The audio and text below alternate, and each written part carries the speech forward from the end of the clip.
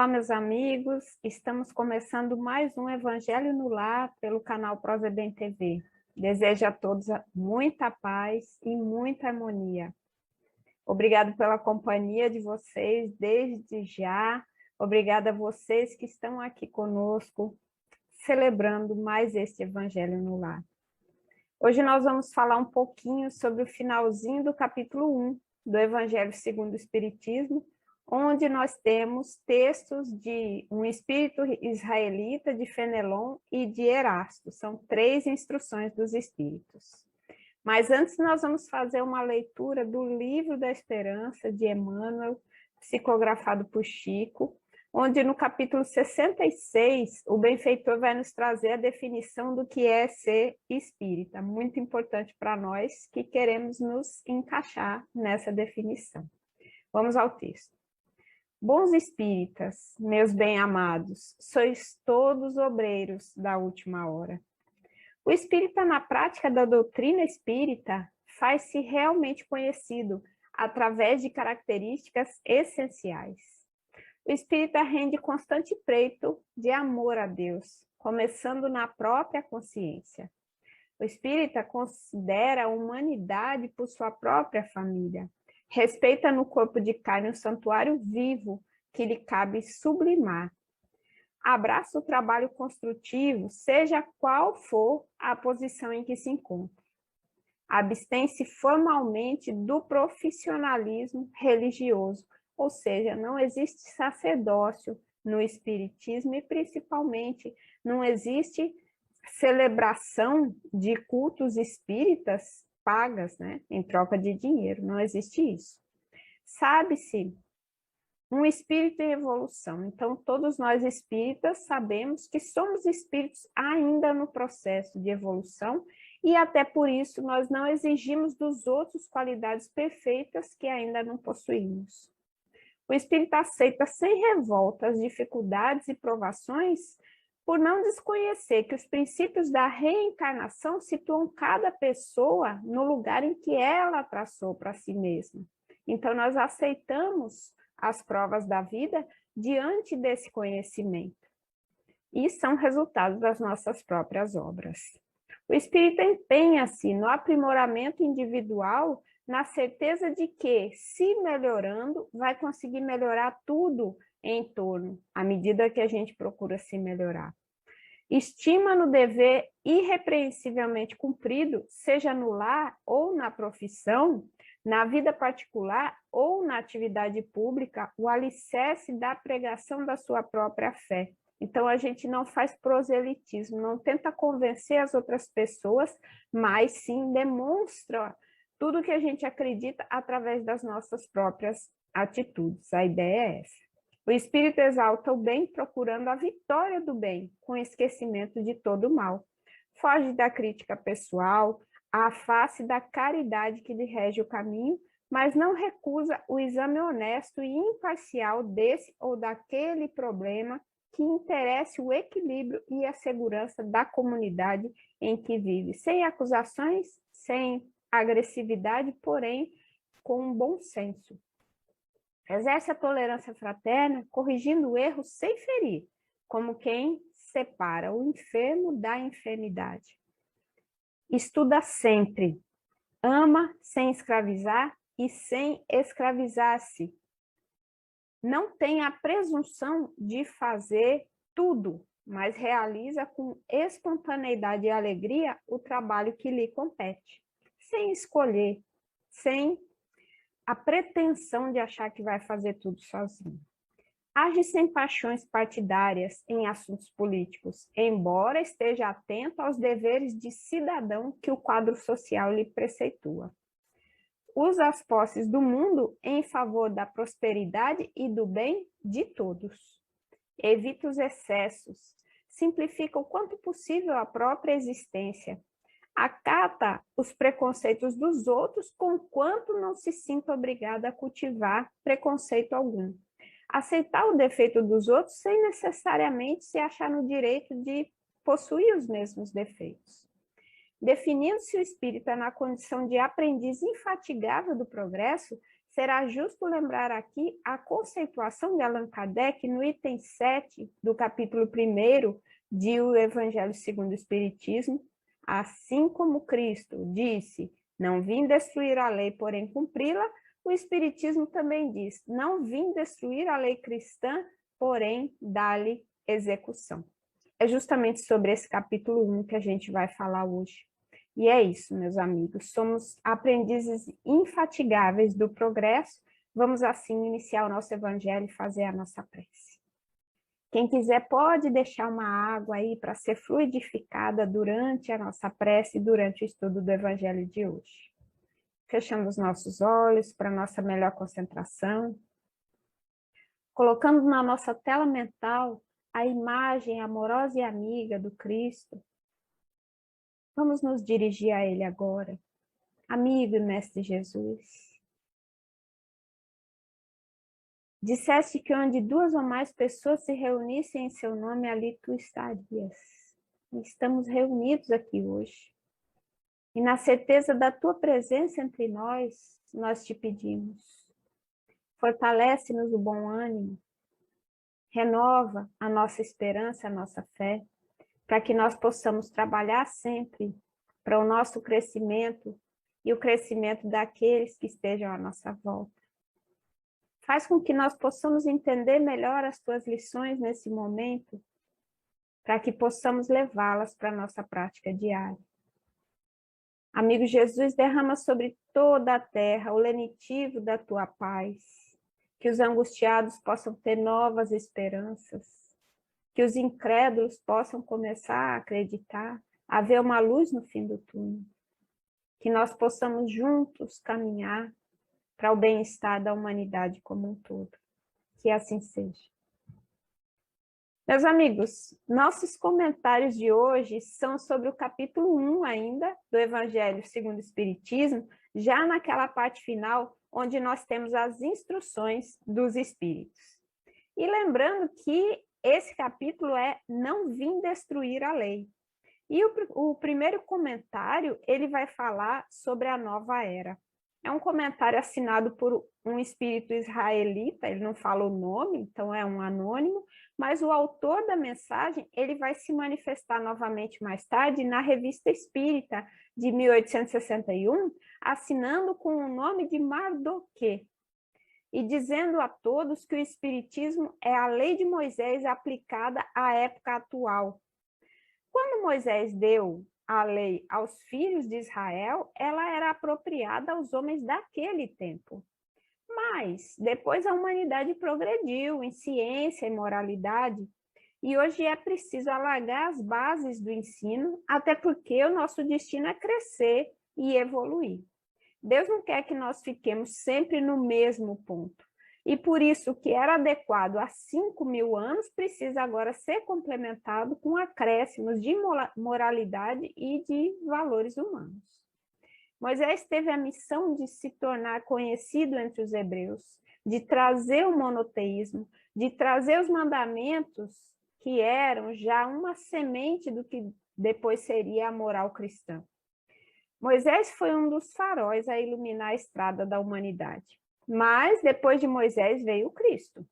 Não para destruir a lei, mas para cumpri-la, revestindo essa lei de uma nova moral, através da qual Deus agora é Pai, é visto como Pai, e não como um soberano que castiga, né?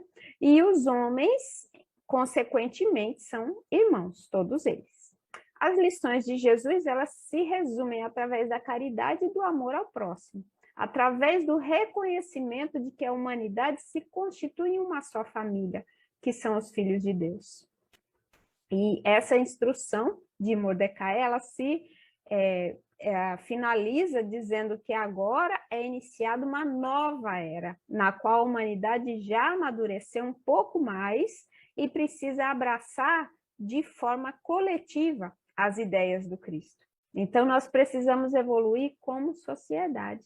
E que esse movimento coletivo, ele vai se dar e já está se dando com muitas lutas, com muitos desafios, porque é através da superação desses desafios que nós vamos atingir um patamar mais alto. um novo patamar onde a beleza, a moral elevada e a ciência para o bem estarão juntas, proporcionando um ambiente mais feliz e mais pleno. De uma forma resumida, a mensagem desse espírito israelita vai trazer que Moisés abriu o caminho, Jesus continuou a obra e o espiritismo a concluirá. E é assim que essa primeira instrução termina. Aí vem a segunda instrução, que é do espírito de Fenelon, que completa a mensagem anterior, dizendo que depois do Cristo, a humanidade entrou em um período de trevas, o que de fato aconteceu no momento em que o cristianismo se torna a religião oficial, mas os sacerdotes, de uma maneira geral, eles não levam para a prática os princípios básicos que Jesus deixou. Então, era um cristianismo que não era praticado. E é claro que havia exceções. A gente se lembra, por exemplo, do Frei Damiano, no livro Renúncia, aquele que auxilia a mãe de Alcione, né? E esse Frei Damiano, ele era o próprio Emmanuel em uma das suas encarnações. Só que, infelizmente, a Inquisição manchou a história. No caso de Frei Damiano e de alguns outros religiosos, eram realmente exceção. Os religiosos verdadeiramente cristãos, eles eram minoria ali. A maioria queria o quê? Atender os seus interesses próprios. E, ao mesmo tempo, a Inquisição ela também reprimiu a ciência. Por quê? Porque todo o conhecimento era restrito e encerrado pela própria igreja. O cidadão comum não sabia nem ler, alguns reis não sabiam ler e escrever, para a gente ter uma ideia. Imagine o cidadão comum. Então, não havia acesso ao conhecimento. O conhecimento era propriedade exclusiva da igreja. O tempo passa, a Inquisição é suprimida, aí a ciência vem à tona, né, vai passar a predominar e, por sua vez, tenta se destacar, se distanciar o máximo possível da religião, negando, inclusive, a espiritualidade. E essa situação, ela se prolonga em várias áreas até hoje, em que a ciência está completamente dissociada de qualquer princípio de espiritualidade que a gente possa imaginar. A ciência é puramente materialista. Só que, Fenelon vai dizer, em um determinado momento, os espíritos comandados pelo espírito de verdade começaram a se manifestar, começaram a trazer à luz a doutrina que foi codificada por Kardec, que é a doutrina dos espíritos. O espiritismo, que é de ordem divina, pois se assenta sobre as leis da natureza, sobre a qual a ciência também se assenta, mas ainda não existe esse casamento integral entre ciência e religião, é alguma coisa que vai acontecer ainda no futuro, mas o espiritismo, ele traz essa revolução moral e principalmente a proposta de que cada um de nós, mesmo nos considerando muito pequenos diante da grandeza da obra divina, mas que cada um de nós coloque na prática a realidade que os espíritos nos trazem, que parta para o trabalho e que busque trabalhar para que coletivamente a humanidade possa construir a paz universal. E como é que isso é feito? Cada um tratando de melhorar a si próprio. Porque se cada um se melhorar, a sociedade como um todo vai atingir também essa nova era de que o espírita israelita falou na instrução anterior. E assim Fenelon termina a sua instrução dizendo que é preciso, nesse momento, que a gente trabalhe para se melhorar. E aí a última instrução, ela é trazida pelo espírito Erasto. Erasto, que foi um dos discípulos do apóstolo Paulo. E ele vai trazer justamente, ele vai falar do quanto é importante, uma vez que a gente entra em contato com esse conhecimento, a gente seja muito decidido a levar para a prática. Então, ele vai reforçar o que os dois anteriores falaram. Então, ele vai mencionar duas pessoas bem conhecidas nossas, né? A primeira é Santo Agostinho, Santo Agostinho, que tinha uma mãe cristã, que era Santa Mônica, mas ele, num primeiro momento, prefere acompanhar o ateísmo do pai. Então, ele começa a sua encarnação totalmente entregue aos instintos materialistas, como pagão, mas em um determinado momento da vida dele, ele entra em contato com os ensinamentos de Jesus. Então, até então, ele não tinha tido esse contato tão próximo, até porque a mãe não tinha muito como chegar até ele, já que o pai, ele tinha pensamentos distintos, né? O pai dele era pagão. Mas no momento em que Santo Agostinho entra em contato com as ideias do Cristo, principalmente através dos sermões de Santo Ambrósio, que viveu em torno de 300 depois de Cristo, e também através das cartas de Paulo, a partir desse momento ele se torna instantaneamente um seguidor do Cristo e veio a se tornar um grande filósofo cristão. Mas o que é importante aí na mensagem de Erasto é a gente perceber que Santo Agostinho era uma dessas pessoas que, quando decide alguma coisa, ele abraça essa decisão e começa, a partir daquele momento, a buscar agir de acordo com essa decisão. Então, Erasto está chamando a atenção justamente para isso. E ele fala, da mesma forma que São Paulo também mudou completamente de vida às portas de Damasco ao ter uma visão do Cristo. Então, a partir do momento que entra em contato com uma verdade, com uma realidade, passa a agir, ou pelo menos passa a buscar agir de acordo com aquela nova realidade. Então, Santo Agostinho, a partir do momento que se torna cristão, ele passa a adotar um estilo de vida muito simples, ele vende todos os seus bens e ele passa a dedicar os seus dons a Jesus. Ele se torna um filósofo cristão. E se a gente pegar, então, essas 3 instruções dos Espíritos, que são só essas 3 que tem no capítulo 1 do Evangelho segundo o Espiritismo, se a gente for fazer uma síntese das 3, nós vamos perceber que o que eles estão dizendo é que, em todos os tempos, de alguma forma, as mensagens úteis para a nossa evolução, elas estavam sendo trazidas até nós, de acordo com a nossa maturidade, naquele determinado momento. Mas essas revelações, elas foram trazidas em momentos distintos. Para muitas pessoas já foi o suficiente para reorientar a vida. Muito possivelmente a gente estava encarnada à época de Paulo, à época de Santo Agostinho, mas não foi o suficiente para nós. Só que agora chegou o momento da humanidade como um todo fazer o mesmo. Chegou o momento da gente abraçar a proposta que Emmanuel nos faz nesse texto que nós lemos no início do Livro da Esperança. Nós que somos obreiros da última hora, nós que abraçamos a doutrina espírita, que é eminentemente prática, chegou o momento da gente arregaçar as mangas e começar a buscar o caminho para servir. Servir antes de sermos servidos. Respeitando a nossa vida, respeitando a vida do próximo, trabalhando para construir uma sociedade mais justa e mais humana. Não fazendo do espiritismo mais uma religião de fachada, mas honrando os princípios nos quais a gente acredita, trazendo para a prática as coisas que a gente acredita. Honrar as verdades com a prática. Essas verdades que são a lei da justiça, amor e caridade. E é assim, meus amigos, é dessa forma que os espíritos trazem essas instruções no finalzinho do capítulo 1 do Evangelho, e assim nós vamos encerrar fazendo a nossa prece, pedindo a Jesus, a espiritualidade amiga, que fortaleça o nosso desejo de trabalhar e de progredir sempre. Vamos lá? Agradecendo a espiritualidade amiga por esse momento de reflexão.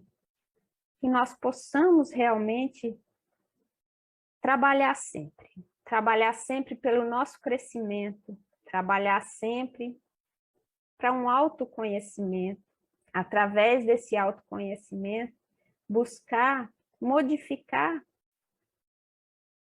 aquelas coisas que ainda não se encontram da forma como a gente gostaria, construir as virtudes que nós queremos ter, colocar em ação as práticas da caridade, caridade material, a caridade moral, trazer para a nossa vida um ambiente de harmonia, de tolerância, de perdão e de amor ao próximo. Jesus, nós agradecemos por esse momento e nós te rogamos que a sua paz esteja conosco, nos acompanhando sempre. Que assim seja. Meus amigos, muito obrigada pela companhia de vocês e muita paz a todos.